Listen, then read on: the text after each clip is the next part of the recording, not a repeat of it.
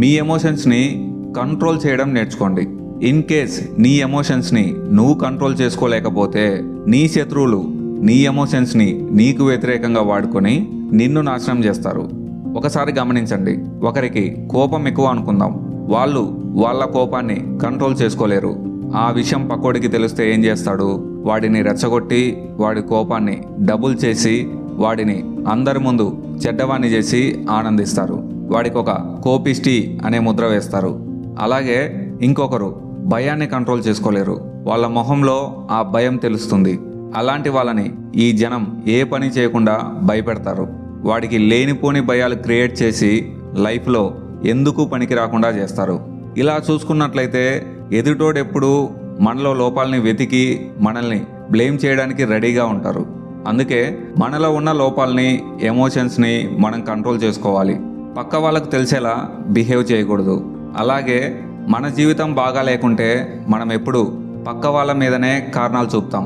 గుర్తుపెట్టుకో, మన జీవితం నాశనం కావడానికి 100కు 100% మనమే కారణం అవుతాం. మనకు శత్రువులు ఎప్పుడు బయట ఉండరు, ఉన్నా కూడా చాలా తక్కువ. వేళ్ల మీద వాళ్ళని లెక్క పెట్టుకోవచ్చు, వారికి దూరంగా ఉండొచ్చు. కానీ నీ నిజమైన శత్రువు నీలోనే ఉంటాడు. వాణ్ణి నువ్వు జయిస్తే నీ జీవితాన్ని గెలుచుకోవచ్చు. అదెవరో కాదు, నీ మైండ్ సెట్, నీ మనసు. ఒక పని చేయాలంటే అది నీతో అవుతుందా లేదా అనే డౌట్ నీ మైండ్కి వస్తుంది. నీ మైండ్లో ఉన్న ఆ డౌట్స్ని కిల్ చేయండి. నీ ఫెయిల్యూర్కి పక్క వాళ్ళ మీద నిందలు వేయడం ఆపండి. పర్సనల్గా తీసుకోండి, లైఫ్ని రెస్పాన్సిబిలిటీ తీసుకోండి. నీలో ఉన్న బలహీన ఆలోచనలకు ఫుల్ స్టాప్ పెట్టండి. ఏ పనినైనా నువ్వు హ్యాండిల్ చేయగలవని నమ్మండి. నిన్ను నువ్వు నమ్ము. నీ మైండ్ని నువ్వు కంట్రోల్ చేసుకోకుంటే అది నిన్ను కంట్రోల్ చేస్తుంది. మీ ఎమోషన్స్ని, మీ మైండ్ని కంట్రోల్ చేసుకుంటే మీ జీవితం మీ కంట్రోల్లోనే ఉంటుంది. లేదంటే పక్క వాళ్ళ కంట్రోల్లోకి మన జీవితం వెళ్ళిపోతుంది. గుర్తుపెట్టుకో, ప్రతి ఫ్యామిలీ వాళ్ళ పేదరికాన్ని పోగొట్టడానికి ఒకటి కోసం ఎదురు చూస్తుంది. ఆ ఒక్కడు వాళ్ళ ఫ్యామిలీ మొత్తం జనరేషన్నే మారుస్తాడు.